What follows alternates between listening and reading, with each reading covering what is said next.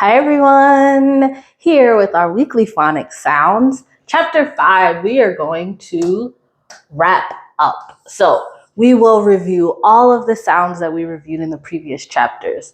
So let's begin. We're going to say it slowly and then we'll put it together and say it fast 3 times. So let's begin. Bird, bird, bird. Next,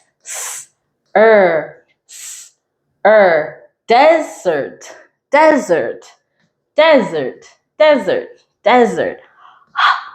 hurt, or corn. Let's go to our next sounds.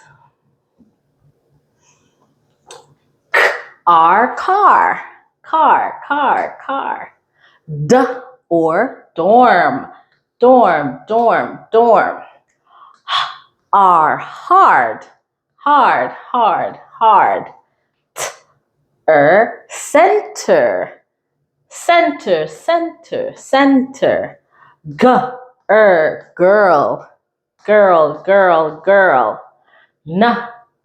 Nurse. So those are our wrap up sounds with our consonants. See you next time.